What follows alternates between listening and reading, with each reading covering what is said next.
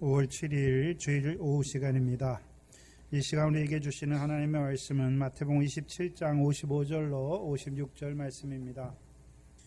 마태복음 27장 55절로 56절 말씀입니다. 이 시간 우리 각자에게 하시는 하나님의 말씀으로 함께 받겠습니다.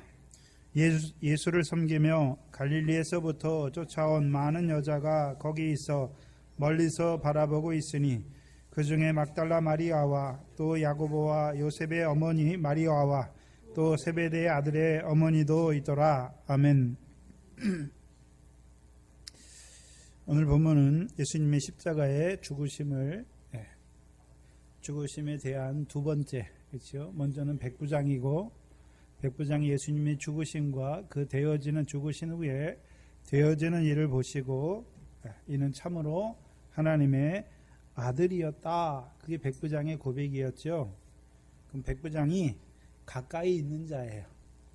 그러면 55절에 보면 예수를 섬기며 갈릴리에서부터 쫓아온 많은 여자가 거기 있어. 거기 있는데 어디서 바라보고 있습니까? 이들은 멀리서 바라보는 자들이죠. 그럼 백부장, 가까이 있는 십자가 앞에 가까이 있는 그 백부장은 뭘 말씀하시냐 하면 갈라디아서 4장 4절로 7절 말씀입니다. 가까이 있는 자, 갈라디아서 4장 4절로 7절 말씀입니다.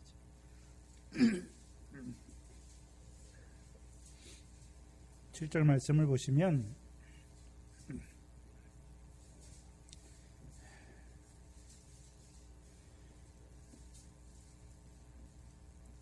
사절 이하에 보시면 때가 참에 하나님이 그 아들을 보내사 여자에게서 나게 하시고 율법 아래 나게 하신 것은, 그러니까 그 아들을 보내셨는데 누구에게 나게 하셨습니까?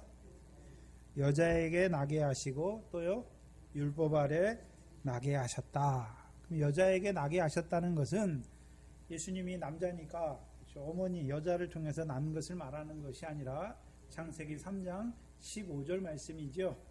그렇죠? 그 뱀에게 하신 말씀이 무엇입니까?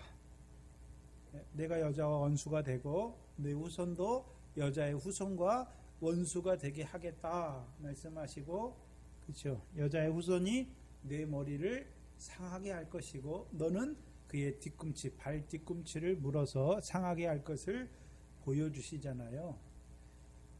그래서 예수님께서 하나님이 그 아들을 보내시는데 여자에게, 뱀과 여자에게 주신 말씀을 따라서 여자의 후손으로 오신 그 아들을 말씀하시는 것이죠. 또한 두 번째, 그러면 여자의 후손으로 오셨는데 뭐하러 오셨습니까? 뱀의 머리를 상하게 하시려고. 그것을 우리가 잘 아는 히브리서 2장 14절 이하에 예수님께서 왜 오셨습니까? 왜 십자가에 죽으십니까? 사망의 세력을 잡은 마귀를 없이 하셔서, 그렇죠? 일생에 매여 마귀에게 매여 죽기를 무서워함으로 종로로 타는 자들을 놓아주려 하십니다. 어디에서 놓아주십니까? 사망의 권세에서 놓아주는 것이잖아요. 그걸 위해서 오신 것이죠. 여자의 후손으로 오셨어요. 또한 두 번째, 여자의 후손으로만 오셨습니까? 율법 아래 나게 하셨습니까? 그럼 율법 아래 나게 하셨다는 말은 그 율법이 증거하는 게 무엇입니까? 율법과 선지자의 증거가 무엇입니까? 오실 하나님의 아들을 증거했잖아요. 그래서 로마서 3장 23절에 율법과 선지자들에게 증거를 받았다. 그렇죠? 하나님의 한 의 예수 그리스도가 오실 것을 증거해 줬잖아요. 율법 아래 나게 하셨다는 것은 율법을 통해서 증거해 주신 것이 무엇입니까? 오실 하나님의 아들에 대해서 증거해 주셨죠. 그럼 오실 하나님의 아들이 단순히 오신다는 것입니까? 그 아들이 오심으로 말미암아, 그렇죠? 하나님 백성에게 어떤 일이 일어나는 것입니까? 우리가 율법의 백성이잖아요. 거룩하게 살아야 되잖아요. 그런데 거룩하게 살지 못하지요. 그래서 율법의 저주를 받을 수밖에 없는 우리를 그리스도께서 죽으심으로 율법의 저주 아래에 있는 우리를 속량하러 오신 것이죠. 그래서 5절에 보시면 율법 아래에 있는 자들을 뭐 하셨습니까? 속량하셨죠. 속량하셨다는 의미가 무엇입니까? 율법의 저주 아래 있는 자들을 속량하셨죠. 우리로 그럼 속량함을 받은 자들은 이제 어떤 자들이 되었습니까? 아들의 명분을 얻게 되는 것이죠. 그럼 저와 여러분이 뭘 얻었습니까?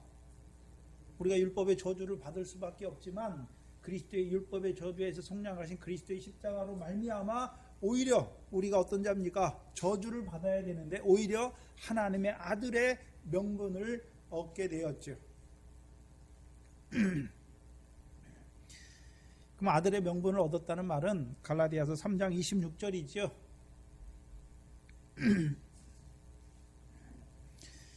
너희가 다 믿음으로 말미암아 그리스도 예수 안에서 뭐가 되었습니까? 하나님의 아들이 되었지.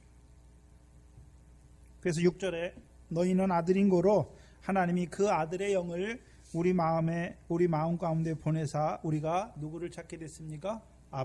아버지라 부르게 하셨느니라. 우리가 이제 성령이 우리 안에 오시면 그렇죠? 그 아들의 영을 우리에게 부어 주셨잖아요. 어떤 자에게 부어 주셨습니까? 아들의 명분을 받은 자에게 이제 아들의 영을 부어 주심으로 우리가 이제 누구를 부르겠습니까? 누구를 부르게 되었습니까? 아버지라 부르게 되었다. 그럼 아버지라 부른다는 말이 뭘까요? 하나님이 우리 아버지긴 아버지인데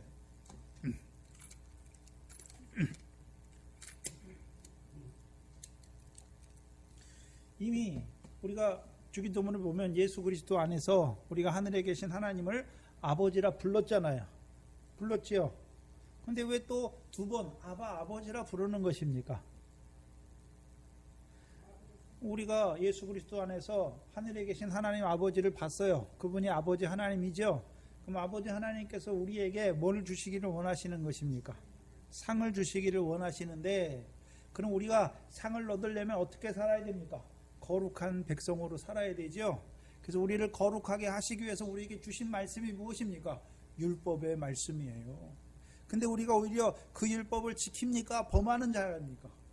범하는 자잖아요. 그래서 율법의 저주를 받을 수밖에 없는 자임에도 불구하고 율법의 저주에서 속량하셔서 우리를 어떤 아들로 세우셨습니까? 결코 정죄함이 없는 아들. 그래서 그리스도 예수 안에 있는 자들은 결코 정죄함이 없잖아요. 그래서 그리스도 예수 안에 있는 생명의 성령의 법으로 말미암아 이제 죄와 사망의 법에서 우리를 해방시켰죠. 그러면 저와 여러분은 이제 어떤 아들입니까? 생명의 성령의 법 아래에 있는 아들이지요.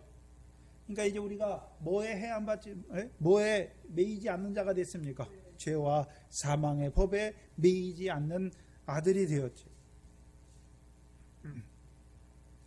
로마서 4장 5절이죠. 경건치 않는 자를 의롭다 하시는 하나님의 아들을 믿는 하나님의 아들이에요. 그럼 오늘도 하나님께서 우리가 율법을 지키지 못해서 불법을 행하고 부정을 행해요. 그래서 저주를 받을 수밖에 없는데 하나님이 우리를 율법의 그 저주대로 저주하시고 심판하신 하나님입니까? 오히려 그리스도의 십자가 안에서 우리를 사랑하시는 하나님입니까? 우리를 사랑하시는 하나님을 부르는 자가 되었단 말이죠. 7절에 그러므로 내가 이후로는 종이 아니요 아들이면 하나님으로 말미암아 이제 뭐를 잇는 자가 되는 것입니까? 유업을 잇는 아들이 되는 것이죠. 그게 백부장이에요. 그래서 백부장은 뭘 봤습니까? 예수의 십자가로 되어지는 일을 보잖아요. 예수의 십자가만 볼 뿐만 아니라 그 십자가의 사건으로 말미암아 되어지는 일, 되어지는 일을 크게 두 가지로 우리가 말씀을 우리에게 주셨잖아요. 첫 번째가 뭡니까? 휘장이 갈라지게 하시고 그 다음에요 땅이 흔들리고 바위가 터지게 하셔서 죽은 자 가운데 있는 자들을 일으키시는 역사. 그게 첫 번째예요. 두 번째는 무엇입니까? 이제 예수님께서 부활하신 후에 그 무덤에 있는 자들도 거룩한 성에 들어가게 하시는 역사죠. 그럼 우리를 그리스도의 십자가로 말미암아 우리를요 일으켜 주실 뿐만 아니라 우리로 하여금 이제 거룩한 삶을 살게 하시는 그 성령을 부어 주셔서 우리로 하여금 은혜와 진리로 충만케 하시죠. 새 언약의 백성으로 세우시는 것이죠. 그래서 이제 새 언약으로 살아가는 아들이 됐어요.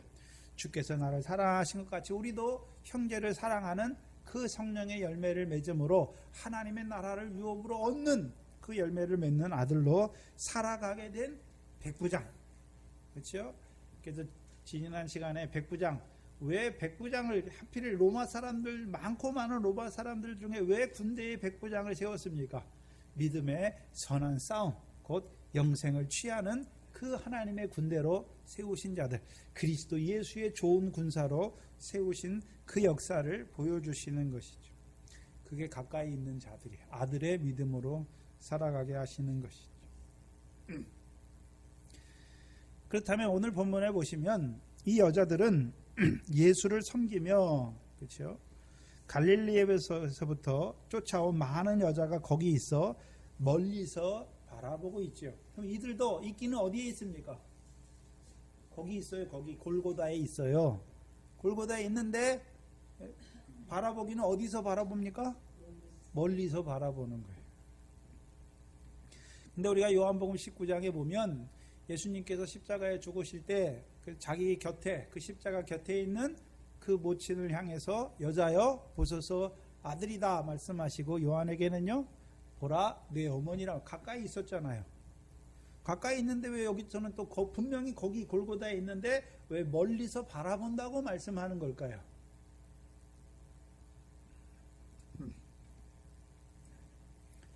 그걸 이제 우리에게 그걸 알아야 되는 거예요. 그럼 이 여자들은 뭐를 했던 여자들입니까? 55절에 갈릴리에서 예수를 섬겼던 여자죠. 첫 번째 뭐 했던 여자입니까? 예수를 섬겼다. 두 번째요, 어디서부터 섬겼습니까? 갈릴리에서부터 섬겼다.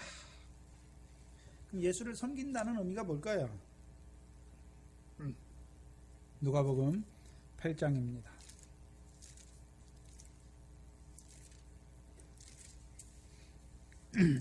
누가복음 8장 1절로 3절을 보시면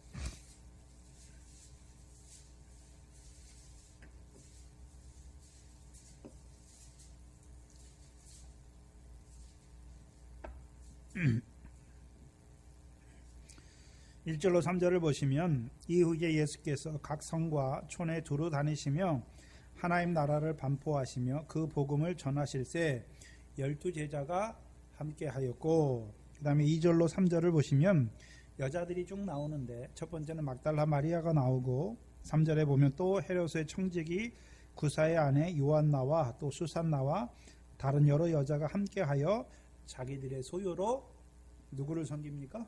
저희를 섬겼다. 여기서 저희는 누굽니까? 예수와 그 제자들이 12제자지요. 그럼 예수님과 12제자가 하는 일이 무엇입니까?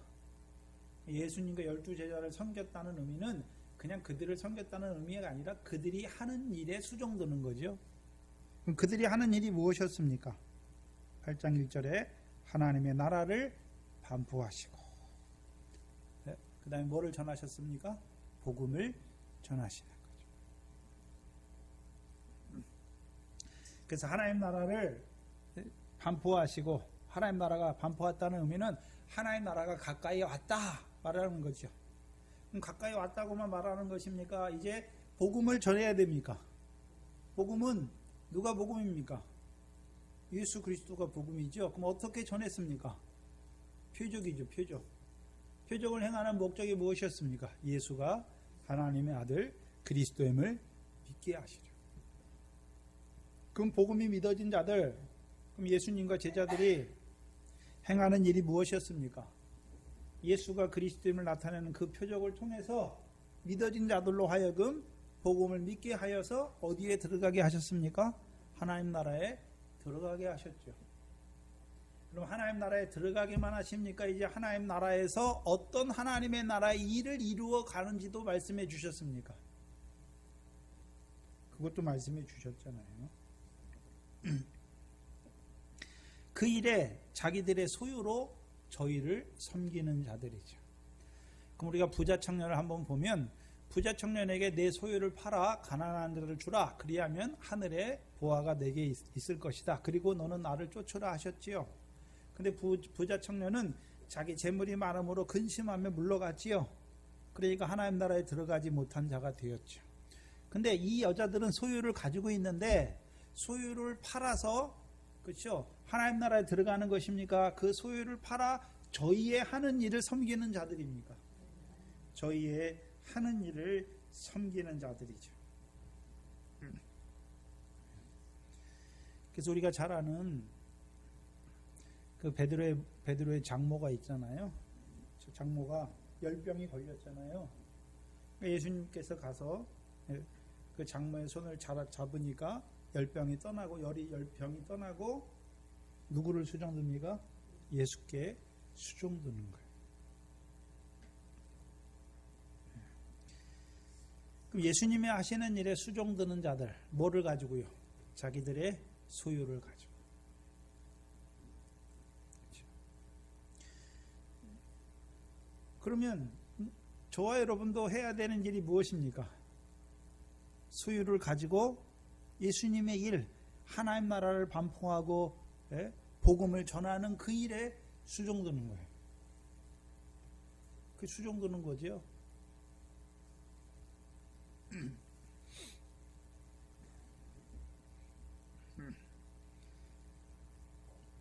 그게 여러분의 소유예요.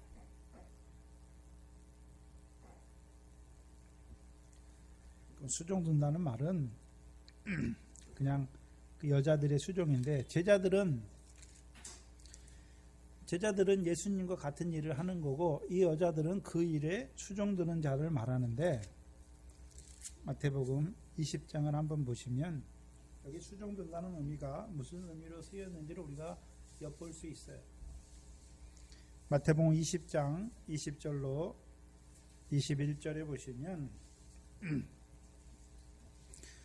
20절에 보시면 그때에 세베대의 아들들의 어미가 그 아들들을 데리고 예수께 와서 절하며 무엇을 구하니 예수께서 가라사대 무엇을 원하느냐 가로되 이 나의 두 아들을 주의 나라에서 하나는 주의 어디에요? 우편에 하나는 주의 좌편에 앉게 명하소서. 세베대의 아들들의 어머니잖아요. 분명히 어머니가 수종드는 일이 무엇입니까? 자기 아들들을 데리고 나와서 예수께 뭘 구하는 것입니까? 하나는 주의 나라에서 보좌 우편과 좌편에 앉게 하는 자예요. 앉게 해달라고 구하는 자예요. 그게 어미예요. 그게 수종드는 거예요. 그래서 여자라고 하잖아요. 여자. 그렇죠? 근데 우리가 잘 아는 여자라고 할 때는 그냥 단순한 여자를 말하는 것이 아니라 갈라디아 4장 21절 이하에 아브라함에게 두 아들이 있으니 누구에게서 낳습니까? 두 여자에게서 낳잖아요. 갈라디아서 4장 21절을 봐야죠. 그래서 여자를 성경에서 말하는 여자, 단순히 여자가 아니라 그렇죠? 예수의 일에 수종드는 여자들을 말할 때에는 이 갈라디아 4장 21절을 보지 않으면 그 여자가 뭔지 몰라요. 갈라디아 4장 21절 이하에 보시면 몇 번 하는 거잖아요. 내게 말하라. 율법 아래 있고자 하는 자들아 율법을 듣지 못하였느냐. 기록된 바 아브라함의 두 아들이 있으니 하나는 계집종에게서 하나는 자유하는 여자에게서 낳았다 하였으나 계집종에게서는 육체를 따라 낳고 자유하는 여자에게서는 약속으로 말미암았느니라. 이것은 비유니 이 여자들은 무엇입니까? 두 언약이라. 두 언약이잖아요. 두 언약. 그렇죠? 하나는 무슨 언약입니까? 옛 언약이고 하나는요. 새 언약이죠. 약속. 하나님의 아들.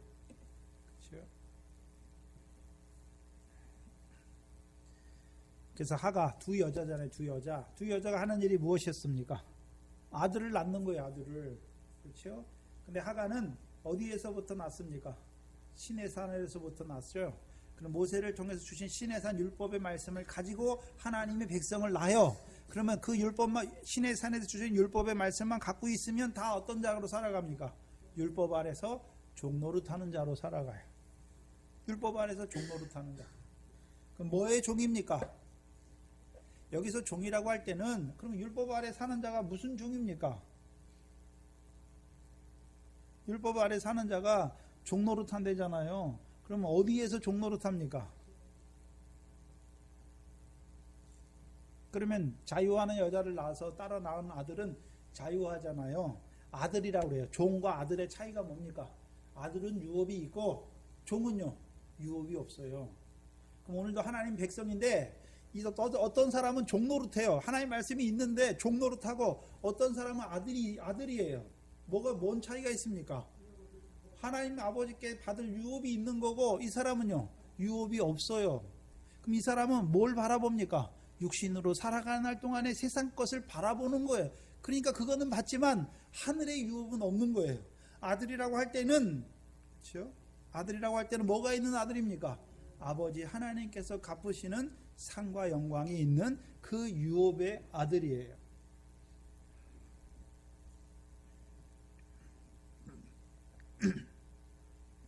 그럼 예수님께서 하시는 일이 뭡니까? 하나님 나라를 전파하잖아요. 그럼 이제 어떤 자들로 세우는 것입니까? 천국 백성, 하나님의 아들로 세우는 것이죠. 하나님 나라의 백성, 곧 그 나라와 의를 구함으로 말미암아 아버지 하나님께서 주시는 그 유업을 받는 아들로 세우는 거예요. 아들들로. 그 일에 수종드는 여자예요.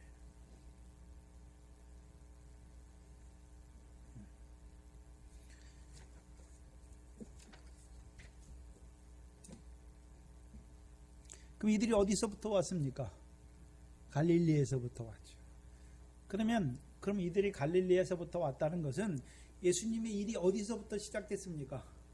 갈라디아 마태복음 4장 12절 이하에 요한의 잡히심을 들으시고 예수님께서 나사렛을 떠나 어디에 가셨습니까? 갈릴리 가버나움에 가서 사시니 이는 선지자 이사야로 하신 말씀에 이방의 갈릴리요, 그렇죠? 흑암에 앉은 자들에게 빛이 비추었다 말씀하셨죠.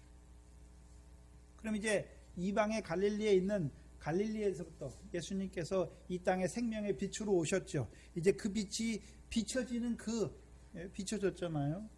그때부터 이제 그 일에 수종두는 여자들을 말씀하는 것이죠. 또한 예수님께서 마태복음 17장 22절에 보시죠. 두 번째 갈릴리도 봐야죠. 첫 번째 갈릴리는 마태복음 4장 12절 이하의 갈릴리고 그 일에도 수종 들어요. 그 일에. 그럼 큰 빛으로 오신 이유가 무엇입니까? 세례요한의 때로부터 천국은 침노를 당하나니 침노하는 자는 빼앗는 자로. 그래서 복음이 믿어져서 천국에 들어가게 하셔서 천국을 빼앗는 자로, 침노할 뿐만 아니라 빼앗는 자들로 세우시는 그 일의 수종들 뿐만 아니라 마태복음 17장 22절 23절을 보면 이제 예수님께서 제자들에게 가르칠 걸 다 가르치신 후에 갈릴리에 모일 때에 예수께서 제자들에게 이르시되 인자가 장차 사람들의 손에 넘기워 죽임을 당하고 제3일에 살아나리라 말씀하시죠. 그렇죠? 제자들은 근심해요. 살아날 것을 말씀하시죠. 그럼 이 여자들은 지금 어디에 있습니까? 예수님께서 고난받고 죽임을 당하는 거기에 있잖아요. 거기에 있는 거예요. 그러면 예수님이 살아생전에 하시던 그 일의 수종들 뿐만 아니라 예수님이 죽으셨잖아요. 죽으시는 그 자리에 거기에 있는 여자들이에요. 그렇죠? 거기에 있죠. 거기가 어디입니까? 히브리서 13장 10절에 제단과 제물이 있는 그 자리에 있단 말이죠. 그래서 선지자들로 예언하신 그리스도의 고난의 자리에 있어요. 아직 부활의 자리는 없어요. 고난받는 그 자리에 있는 것이죠. 그래서 예수님께서 마태복음 20장 28절에 예수님께서 그 세베대의 어미가 나와서 예수님께 구할 때에 그렇잖아요. 보좌 우편과 좌편을 구하죠. 그러니까 제자들이 막 시기해서 그렇잖아요. 다투잖아요. 그러니까 예수님께서 뭐라 그럽니까? 너희는 그렇지 않다. 너희는 이방인들처럼 주관하는 자가 아니라 섬기는 자로. 그렇죠? 너희 중에 누구든지 크고자 하는 자는 섬기는 자가 되어야 되고, 너희 중에 누구든지 으뜸이 되고자 하는 자는 너희 종이 되어야 할 것을 말씀하시고, 인자는 이 땅에 왜 왔다고 그랬습니까? 섬기게 하고 자기 목숨을 많은 사람의 대속물로 주기 위해서 오셨다라고 말씀하잖아요. 그러면 이 여자들은 뭘 보고 있습니까? 예수님께서 죽으시잖아요. 많은 사람의 대속물로 자기 목숨을 내어주는 그 자리가 어디입니까? 골고다의 십자가잖아요. 그 제단과 제물에 있는 그 자리에 있어요. 거기 있단 말이죠. 근데 문제는 멀리서 바라보고 있다는 데 문제가 있는 것이죠. 그럼 백부장은 어디에 있었습니까? 곁에 있었고, 이 여자들은요, 멀리 있어요. 그럼 멀리 있다는 의미는 첫 번째요, 왜 멀리 있다라고 말씀했을까요? 죽으신 거는 아는데 부활하신 거는 아직 보지 못하잖아요. 그래서 이제 안식구 첫날에, 다음 주에 28장에 가면 안식구 첫날에, 그렇죠? 제3일 사흘에 오잖아요. 왜 옵니까? 부활하신 예수님 만나러 옵니까? 무덤에 계신 주님을 확인하러 옵니까? 아직 부활을 보지 못하니까 멀리 있는 거예요. 또한 두 번째는요, 왜 멀리 있다라고 말합니까? 그게 오늘 본문을 통해서 우리가 깨닫게 하시는 것이죠. 그러면 이 세 여자들, 세 부류의 여자예요. 세 여자, 오늘 본문에서는 세 여자로 말씀하시죠. 여자들이 많이 있는데 대표되는 세 여자를 딱딱딱 나눠요. 그렇죠? 첫 번째는 누굽니까? 그렇죠? 막달라 마리아가 있고, 두 번째는요, 야고보와 요셉의 어머니 마리아가 있고, 세 번째는요, 세베대의 아들들의 어머니도 있어요. 순서대로 있어요. 순서대로. 근데 막달라 마리아는 어머니는 아니죠. 여자의 여자. 나머지는요, 어머니죠. 어머니. 그 막달라 마리아를 봐야죠. 우리가 아까 누가복음 8장을 봤죠. 막달라 마리아는 어떤 여자였습니까? 네? 8장 2절에 또한 누가복음 8장 2절이죠. 악기를 쫓아내심과 병고침을 받은 어떤 여자들이 있는데, 곧 7 귀신 나간 자 막달라 마리아, 막달라인이라 하는 마리아가 있잖아요. 그럼 막달라 마리아는 몇 귀신 나갔습니까? 7 귀신 나갔죠. 그렇죠? 그러면 이 막달라 마리아는 7 귀신이 어떻게 나갔을까요? 말씀에 발 앞에 앉아서 말씀 받아먹으니까 나갔겠는데, 그러면 귀신의 역사는 사람을 뭐하게 하는 것입니까? 더럽게 하는 것이잖아요. 그럼 이 여자가 자기가 귀신 들린 줄 압니까? 모릅니까? 자기 속에 7가지 더러운 것이 자기를 더럽게 하는 것을 봤으니까 누구에게 나갑니까?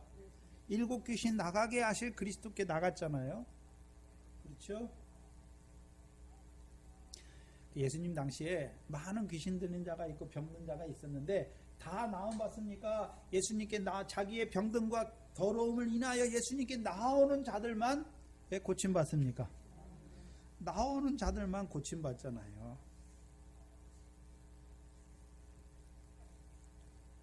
우리가 그래서 마태복음 15장에 보면, 그렇죠? 예수님께서 칠병이어를 하시고 그 칠병이어를 먹는 자들이 가서 사는 땅이 어디입니까? 마가단이잖아요. 마가단의 뜻이 망대, 막달라의 뜻이 마가단의 뜻이에요. 떡 7개와 작은 생선 2마리를 먹은 자의 삶이 무엇입니까? 7 귀신 나간 자로 사는 것이죠.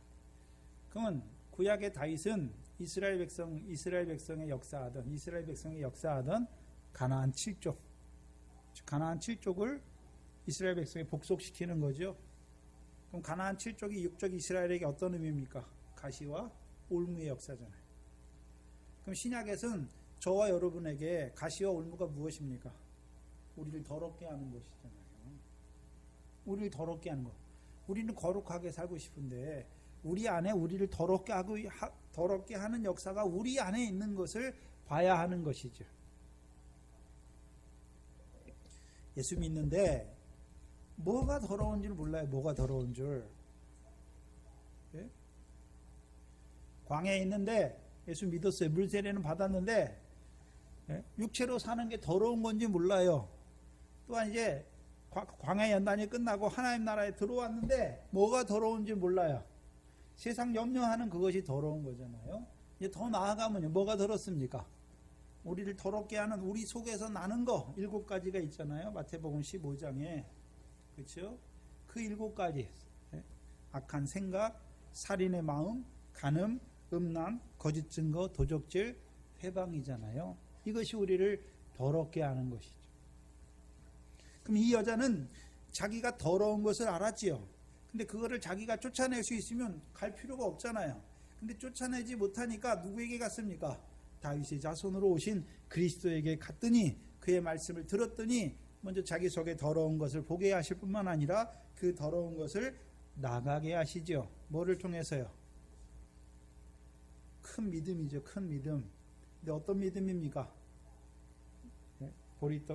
떡 7개와 물고기 2마리를 먹게 하셔서 나가게 하시는 거예요. 그럼 이 여자는 몇 개까지 먹었겠습니까? 7가지 먹었으니까 더러운 게 다 나가는 거예요.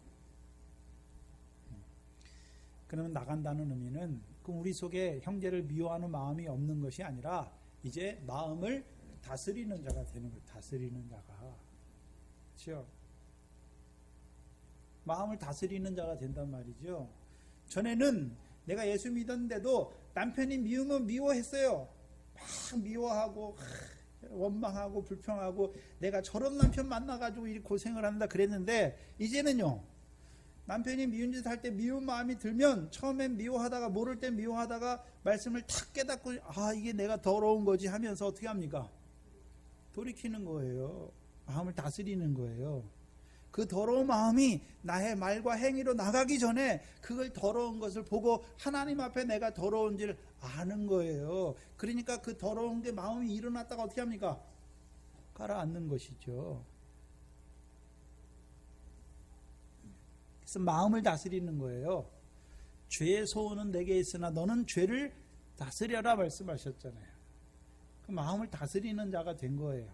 더러운 생각이 아예 없는 것이 아니라 더러운 생각이 일어날 때, 그렇죠? 악한 생각이 일어날 때, 미워하는 마음이 일어날 때, 그렇죠? 그때 내 마음을 어떻게 하는 것이면 내가 더러운 자라고 주께 고백하는 거예요. 주여, 내가 또 더러운 자입니다.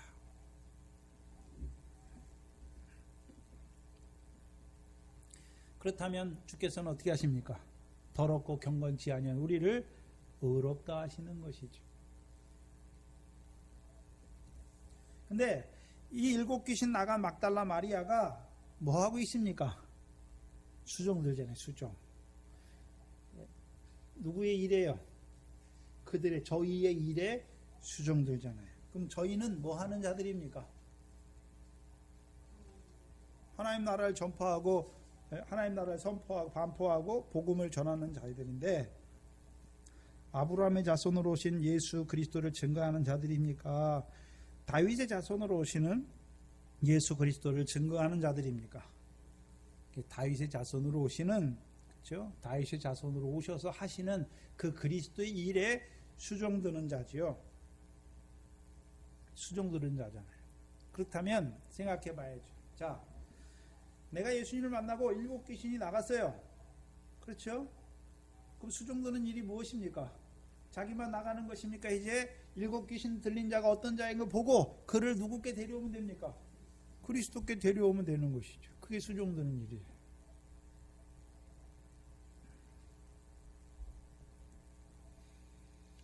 그래서 막달라 마리아는 자기만 7귀신 나간 자로 사는 것이 아니라요, 하나님의 백성에게 7귀신 나가게 할 다윗의 자손으로 오신 그리스도를 증거해 주어서 그 하나님의 백성들을 누구에게 인도하는 것입니까? 그리스도께 인도하는 것이죠. 그래서 뭘 바라보고 있습니까?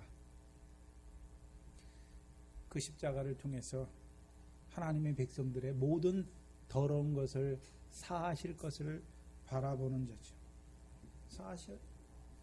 모든 부정한 것을 사하실 것을 바라보는 것이지요. 바라볼 뿐만 아니라 멀리 보고 있으니까 그럼 사하시기만 합니까? 이제 깨끗하게도 하시는 것입니까?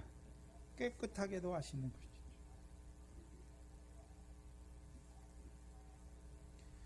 그래서 그 십자가를 통해서 하나님의 백성의 그리스도 다윗의 자손의 십자가를 통해서 율법의 저주에서 속량하셔서 그 더러운 율법으로 거룩하게 살아야 됨에도 불구하고 일곱 귀신의 역사로 말미암아 더러운 가운데 살아서 율법의 저주를 자취할 수밖에 없는 그들을 사하여 주시고 사하여 주실 뿐만 아니라 그들을 이제 깨끗게 하시는 것이죠.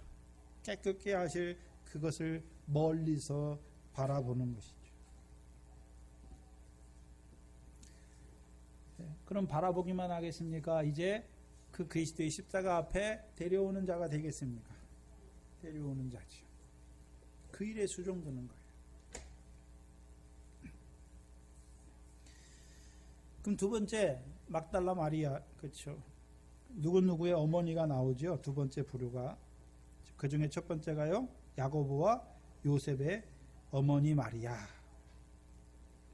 막달라 여기 보면 야고보와 요셉의 어머니라고 그러는데 누구를 말하는 것입니까? 마태복음 13장 55절입니다.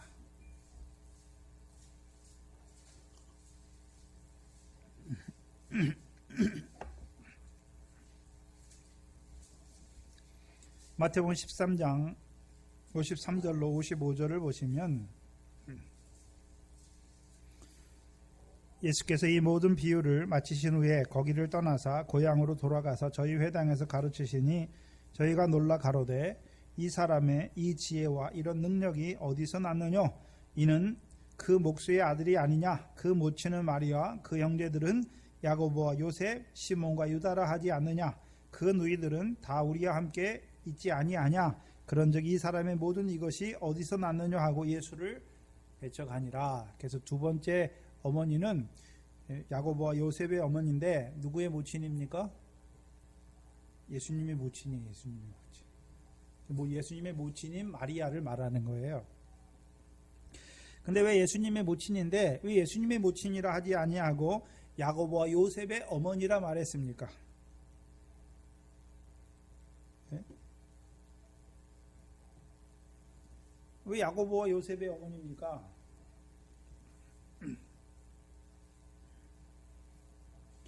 우리가 누가복음에 보면 이 마리아의 고백이 나오잖아요. 누가복음 1장을 보시면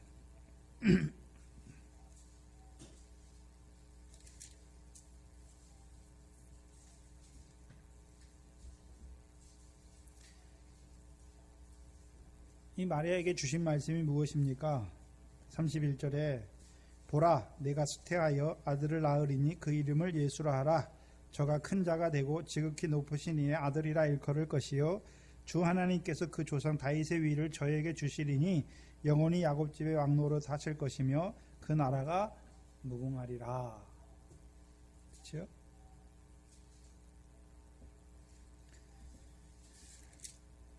그리고서 46절에 마리아가 가로되 내 영혼이 주를 찬양하며 내 마음이 하나님 내 구주를 기뻐하였으면 그 계집종의 비천함을 돌아보셨음이라. 보라 이제 후로는 만세에 나를 복이 있다 일컬으리로다. 능하신 이가 큰 일을 내게 행하셨으니 그 이름이 거룩하시며 극률하심이 두려워하는 자에게 대대로 이르도다.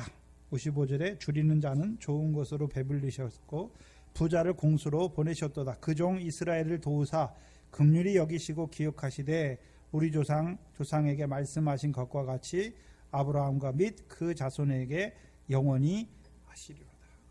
곧 아브라함과 그 조상에게 하신 말씀대로 이루시는 하나님을 찬양하는 것이죠. 누구를 통해서요? 하나님의 아들 예수, 야곱집의 왕노릇할 예수를 이 땅에 보내심으로. 그럼 이 여자는 이 막달라 이 마리아, 야고보와 요셉의 모친인 마리아는 이 아들을 낳잖아. 예수를 낳는데 그렇죠? 어떤 예수였습니까?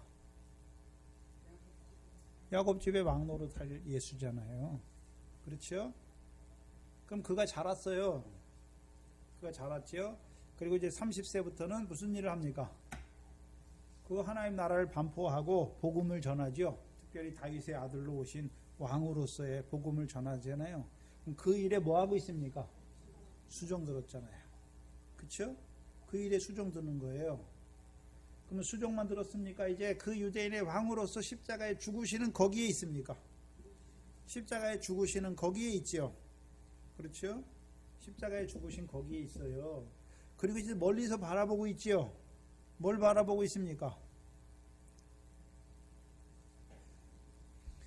야곱집에 왕노릇하는 거죠. 그렇죠?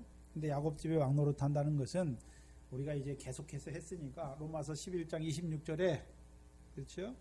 시온에서 오시는 구원자로 말미암은 그 구원을 누구에게 이루십니까? 야곱에게 이루어 주시는 것이죠. 야곱에게 이루어 주시는 것이죠. 그러면 왜 예수님의 모친이라 말하지 아니하고 야고보와 요셉의 어머니라 말합니까? 이제 자기 자녀들 야고보와 요셉을 낳잖아요. 뭐를 낳습니까? 하나님의 아들 예수가 십자가에 죽으신 것, 예수가 그리스도임을 증거할 뿐만 아니라 그 그리스도가 하나님의 백성을 위하여 너희를 위하여 유대인의 왕으로 십자가에 고난받은 것을 증거하는 것이죠. 그 증거에서 낳은 아들이 누굽니까? 야고보와 요셉이죠. 그래서 야고보는 세베대의 아들 요한의 형제 야고보는 초대교회에 죽어요, 빨리. 그런데 두 번째 야고보가 나오죠.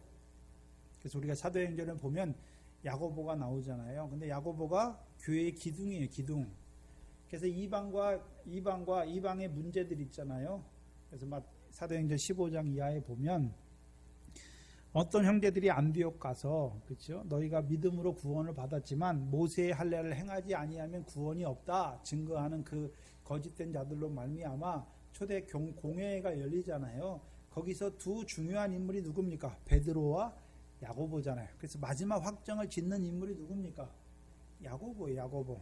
근데 그 야고보는요, 예수님의 형제 야고보예요. 또한 야고보서를 쓴 사람이 누굽니까? 예수님의 형제 야고보죠. 그럼 야곱집에 왕노릇 하셨는데, 그렇죠? 그래서 우리가 로마서 9장을 보시죠.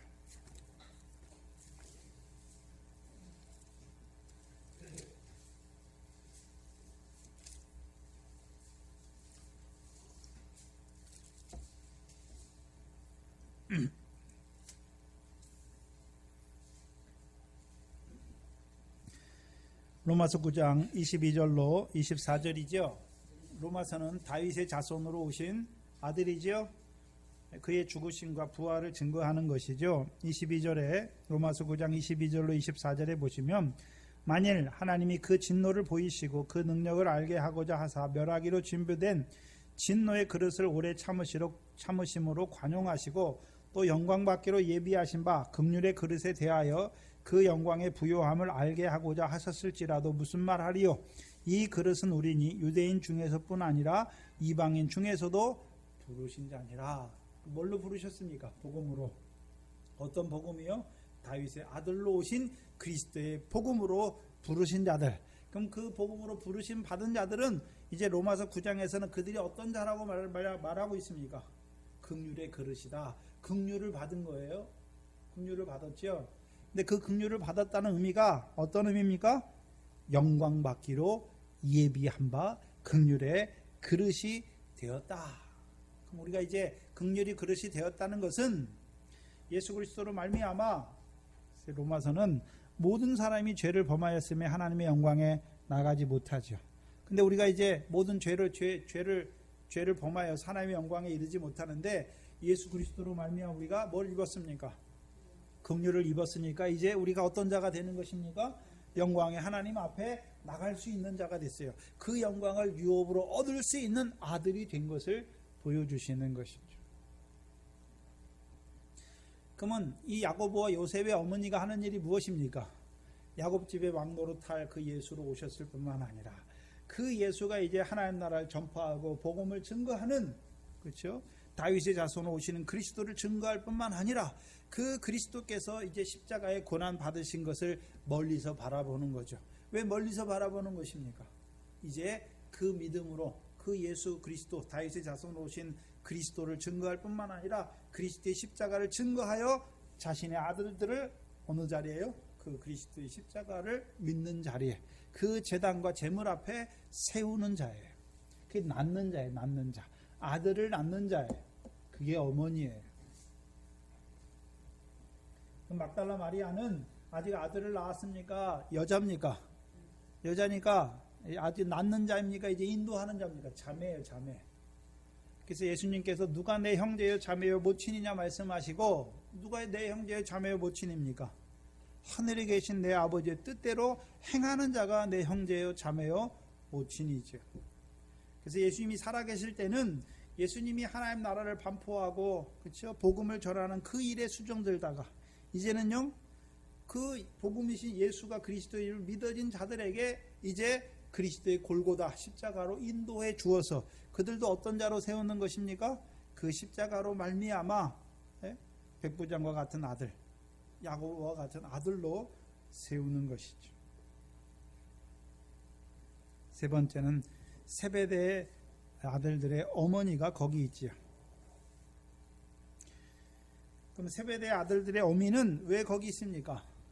이 세 여자들은 다 다윗의 자손으로 오신 그 아들의 십자가에 있는 거예요. 그럼 그 아들의 십자가는 첫 번째요. 7 귀신을 나가게 하시는 십자가예요. 7 귀신만 나가게 하는 것입니까? 이제 시온에 오시는 구원자로 말미암은 그 구원을 얻는 아들들로 세우는 것입니까? 그 구원을 얻는 아들들로 세우는 거예요. 그럼 마지막에 이 세베대의 어머니도 거기 있으니까 그럼 세베대의 어머니는 뭘 구합니까? 예수님만 죽는 것이 아니라 예수 믿는 너희도 고난받고 죽임을 당하여 제3일에 살아남으로 이제요 주의 보좌 우편과 좌편에 앉는 자들로 세우시는 어머니.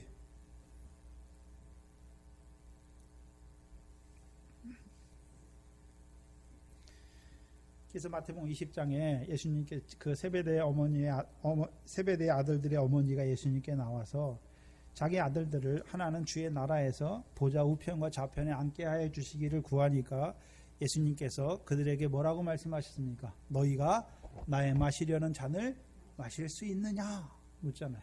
그러니까 그들이 마신다고 말하죠. 그럼 마시는 자에게 그럼 주의 잔을 마신다는 의미가 무엇입니까?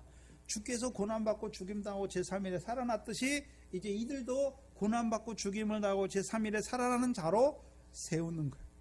주의 잔을 마시는 자로 세우는 것이죠. 그게 여자예요. 그래서 계시록 13장에 보면 여자는 뭘 말하냐면 교회를 말하는 것이죠.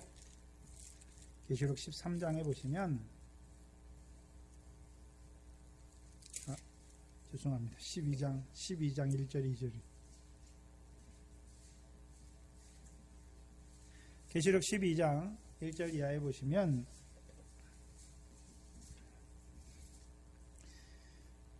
하늘에 큰 이적을 보이니 해를 입은 한 여자가 있는데 여기서 해는 태양을 말해요. 태양을 입었다라고 말하죠. 입은 한 여자가 있는데 그 발 아래는 달이 있고 그 머리에는 12별의 면류관을 썼더라. 그럼 이 여자는 해를 입었어요.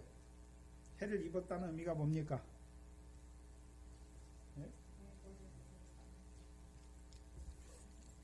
해를 입었다는 말이 사도행전 26장이잖아요. 사도행전 26장에 사도 바울이 다메섹 상에서의 경험을 세 번째 유추할 때 자기가 무슨 빛을 봤다고 그랬습니까? 해보다 더 밝은 빛이잖아요. 그래서 빛이 세 번 나와요. 그렇죠? 빛이 나오고 큰 빛이 나오고 그 다음에요 해보다 더 밝은 빛이죠. 그럼 이 여자는 해를 입었다는 것은 이제요 해보다 더 밝은 빛을 본 거예요. 그럼 해보다 더 밝은 빛을 보는 자를 하나님께서 뭐로 세웠습니까? 사왕과 증인으로 세우죠. 사왕과 증인으로 세우는 이유가 무엇입니까? 이제 어둠에 있는 자들을 하나님의 눈 소경으로 살아가는 어둠에 있는 자들을 빛으로 사단의 권세에 있는 자를 하나님께로 또 이제요 기업을 잇는 자로 세우는 그 사원과 증인의 일을 하는 자인 것을 보여주시죠. 그래서 사도 바울이 그 일을 하잖아요. 그 일을 함으로 말미암아 뭐가 이루어집니까? 하나님의 교회가 세워지는 것이죠. 해를 입은 한 여자가 있는데 그 발 아래는 뭐가 있습니까? 달이 있죠. 달. 그렇죠? 왜 달을 말씀하십니까? 창세기 1장 넷째 날에 하나님이 작은 광명 달을 지으신 목적이 무엇입니까? 밤을 주관하게 하시기 위해서. 네? 그럼 밤을 주관한다는 것은 밤은 어둠이잖아요. 그럼 달이 없는 어둠은 어떻습니까? 우리가 달이 있잖아요.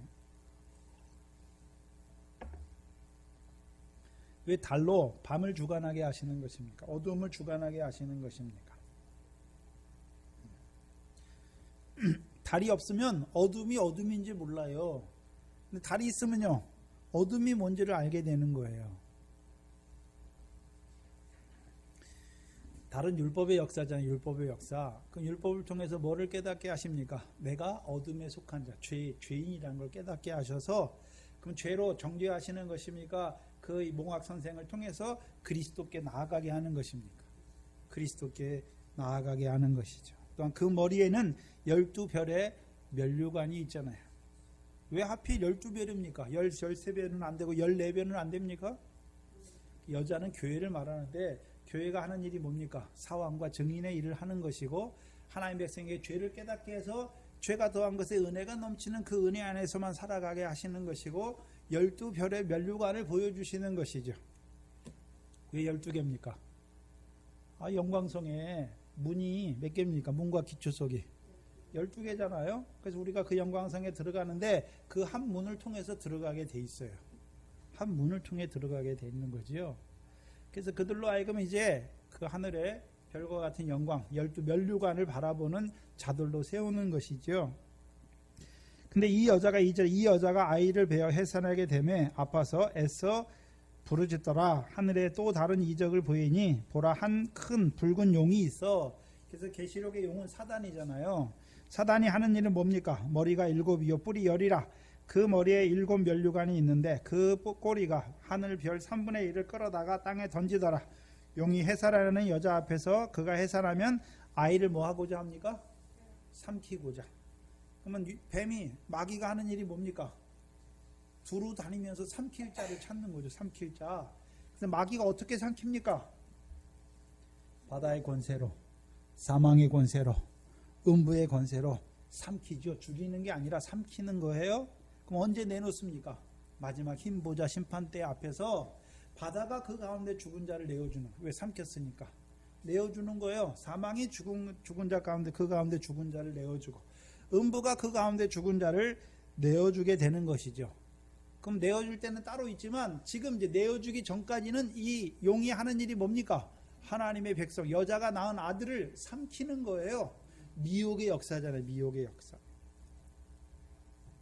5절에 여자가 아들을 낳으니 이는 장차 철장으로 만국을 다스릴 남자라. 이 아이를 하나님 앞과 그 보좌 앞으로 올려가더라. 그렇죠? 그럼 여자를 통해서 낳은 아들이 누굽니까? 첫 번째 아들은 하나님의 아들 예수 그리스도고, 또한 그 여자를 통해서, 그럼 교회가 하는 일이 무엇입니까? 하나님의 아들을 증거하는 거예요. 이제 구약의 교회, 구약에 있는 하나님의 백성들은 오실 하나님의 아들을 증거하는 것이고, 신약의 교회는요, 오실 하나님의 아들을 증거하는 것이죠. 오신 하나님의 아들, 이제는요 다시 오실 하나님의 아들을 증거해서 우리도 그 아들 안에서 유업을 바라보는 아들로 세우는 것이죠. 그래서 양육하는 거예요. 특별히 계시록에서는요 순교자들을 양육하는 교회를 말씀하는 것이죠. 여자는 하나님의 말씀을 가지고 낳는 자예요. 낳는 자. 그럼 교회가 해야 되는 일이 무엇입니까? 생육하고 번성하는 것이지요. 생육하고 번성하는 거예요. 물론 육적인 생육과 번성도 있어야 되지만 이 동산교회가 무슨 말씀으로 생육하고 번성하게 해야 되는 것입니까? 영생의 말씀으로 생육하고 번성케 하는 그 일에 수종드는 것이죠. 그럼 왜 멀리서 바라보고 있습니까? 이제 예수 그리스도의 부활로 말미암아 이제 오순절부터 뭐가 시작됩니까? 교회 역사는 그때부터 시작되니까. 그래서 사도 바울도 자기를 여자라고 말하잖아요. 왜요?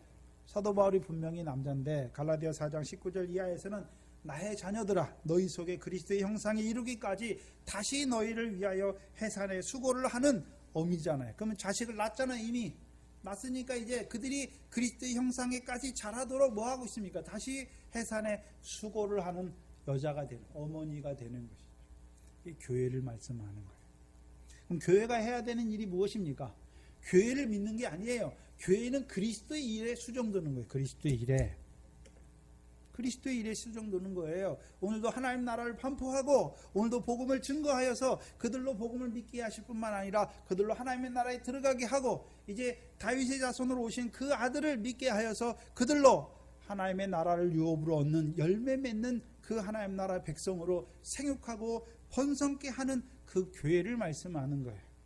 자라가서요 세베대의 아들들의 어머니처럼 이제 시온에서 오시는 구원자라 말미암아 그 구원에서만 자라가는 것이 아니라 영생하는 열매 맺는 그들로 하여금 이제 그리스도의 고난과 죽음과 부활에 참여하는 자로, 그렇죠? 그래서 그들로 하여금 됐어요. 끝났어요. 그들도 첫째 부활에 순교케 하여서 첫째 부활의 영광에 들어가게 하는 그런 아들들을 낳는 어머니로 세우는 거예요. 그래서 마태복음 우리가 잘 아는 마태복음 24장 45절에 때를 따라 집 주인에게 그 집 사람들을 맡아서 때를 따라 양식을 나눠주는 종이 어디 있느냐 말씀하시죠. 여자는 뭐 하는 게 뭐합니까? 양식을 나눠주는 거예요. 때를 따라 때에 합당한 양식을 나눠주는 것이죠. 물론 때는 두 가지 의미가 있어요. 여러분 각자 믿음의 때가 있어요. 어떤 사람이 애굽에 있어요. 이 사람에게 뭘 줘야 됩니까? 양식을. 6월절 어린 양을 줘야 되고.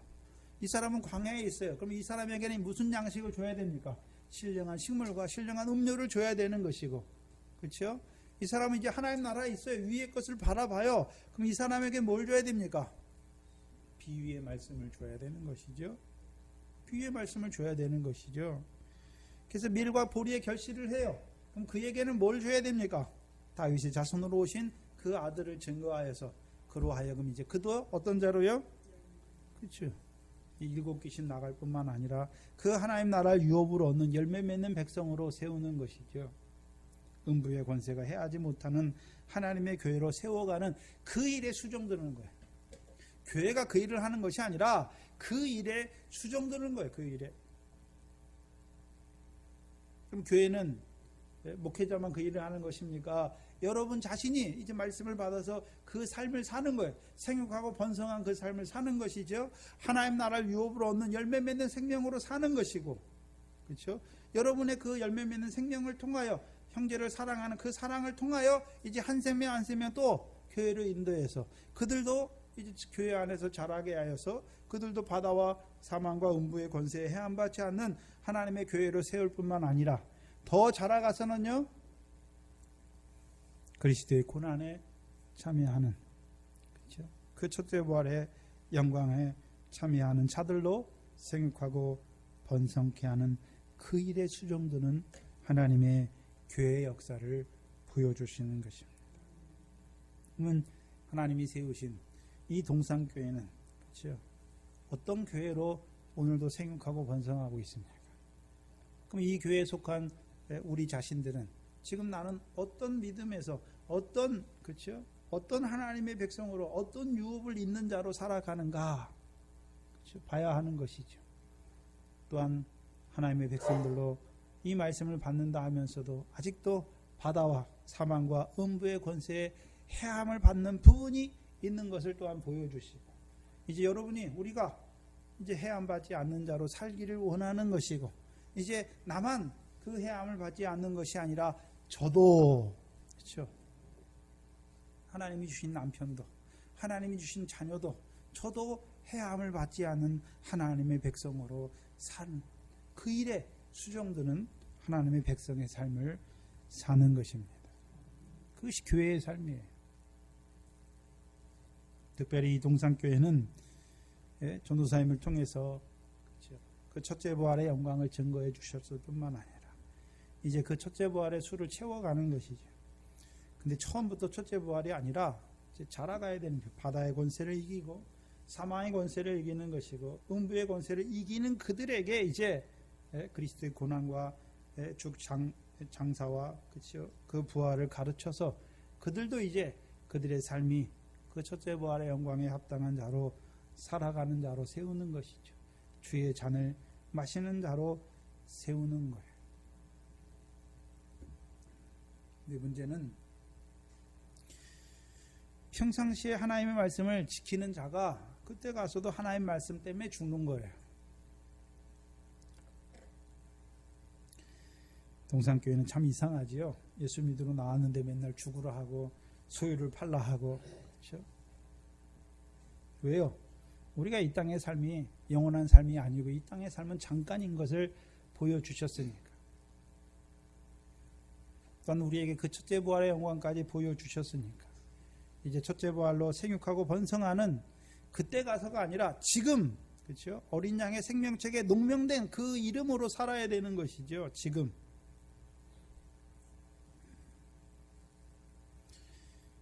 뭐가 중요하십니까? 뭐가 여러분의 생명입니까? 하나님의 말씀을 따라 사는 게 우리의 생명이에요. 계명을 지키는 게 우리의 생명이에요. 네? 남편을 사랑하는 게 우리의 생명이란 말이죠. 근데 문제는 이 말씀을 받으면서도 하나님의 말씀을 따라 사는 부분도 있지만 자기 마음대로 사는 것도 있어요. 자기 마음대로. 내가 하고 싶은 대로 하는 거예요. 말씀이 먼저예요. 말씀이.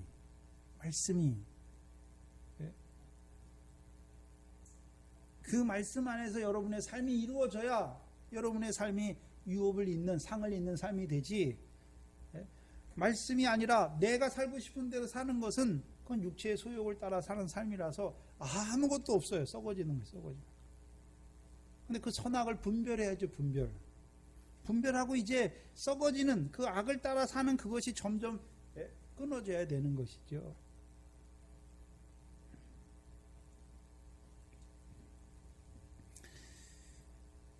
오래전부터 우리에게 말씀을 주셨죠. 그런데 아직도 우리가 이 모양이죠. 그렇죠? 다른 사람 보고 뭐라 그럴 것이 아니라 이렇게 말씀을 받았으면서도 아직까지 되지 못한 우리 자신을 보면서 하나님 앞에 가슴을 치면서 통곡하시기 바랍니다. 기도하겠습니다. 하나님 아버지 감사합니다. 이곳에 주의 몸된 교회를 세워주시고 그 하나님의 아들의 복음을 전파할 뿐만 아니라 그 하나님의 나라를 선포하는 이 교회로 세워주신 거 감사합니다. 이 교회가 그 예수님의 일에 추종드는 교회가 되게 하여 주시옵소서. 또한 이 교회에 속한 권속들로 이제는 바다와 사망과 음부의 권세에 해함받지 않는 하나님의 교회로 살아갈 수 있도록 인도하여 주시옵소서. 또한 자라가서 이 교회가 그 생명의 역사를 이루어가는 생육과 번성을 이루어가는 하나님의 교회가 되게 하여 주시옵소서. 늘 이 교회가 그 하나님의 아들과 그 아들을 보내신 그 하나님을